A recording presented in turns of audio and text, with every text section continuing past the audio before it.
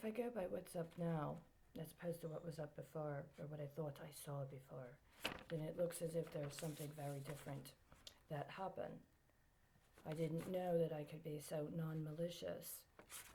Is that to be credited to this president or the next president? Is it actually about the president or is it about us? If I had a choice in setting presidential policy priorities on my first day, the first thing I would do would be to revoke certain executive orders that have no place. The first would be Executive Order 13844, July 11th, 2018, Task Force on Consumer Fraud and Market Integrity. I would also ask for a re-implementation in its stead of elements of the FARIA Act concerning audits on bonds and cross-reference that with any legislation now pending in Congress or that has not been voted down or removed from committee concerning municipal bonds and or making municipal bond information available for the federal budget process. I would also revoke the following executive orders. Executive Order 13530, President's Advisory Council on Financial Capability of January 29th of 2010. Executive Order 13647 of June 28th, 2013, Financial Capability of Young Americans,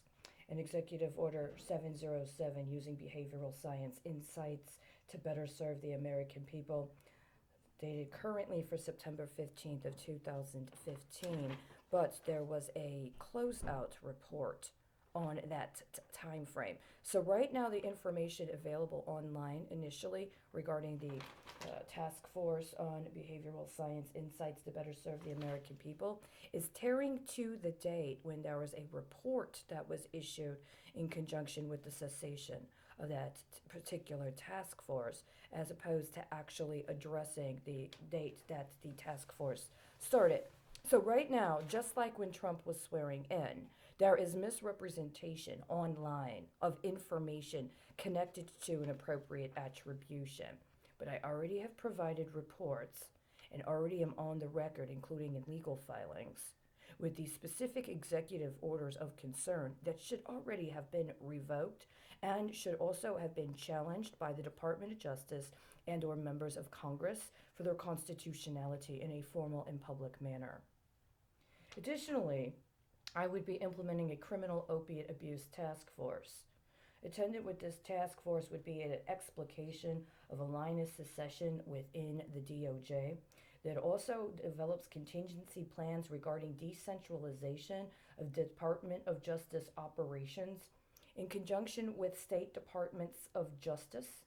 as well as a review of internal audits assessing the long-term political capital investments and deficiencies of current focuses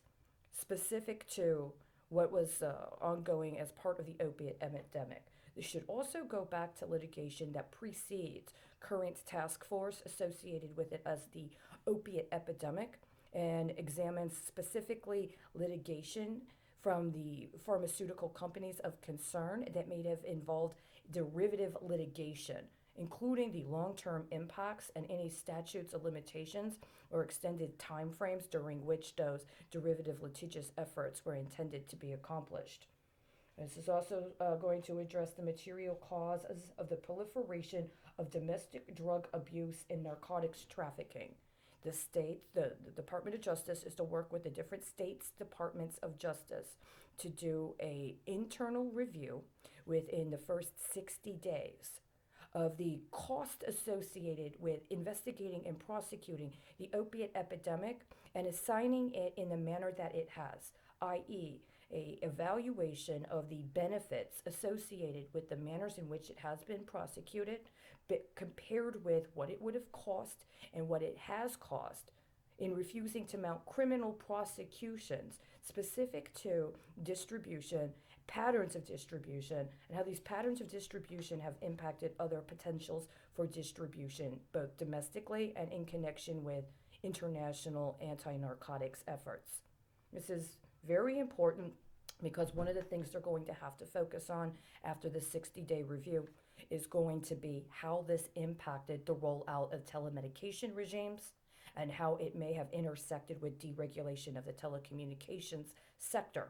And so a comparable review and audit is going to have to be performed concerning the implications of telecommunications and the deregulation of the telecom sector and how that compared with potential criminal prosecutions that were not pursued at the time and how the long-term costs have accrued in order for us to be able to recover resources to move forward. This is also going to have to address a plan for costs associated with investigating how civil penalties were allowed to impact any sort of allegations of fraud or securities fraud at the companies of concern. And then a third aspect of this report is going to be an investigation of any conflicts of interest that have appeared in terms of prosecutions or investigations that were not prosecuted related to the opiate epidemic and any awards for contracts and or any sort of appropriations from the federal government concerning the COVID-19 relief. These evaluations are very important. I consider it a national security priority. They need to be finished within 60 days.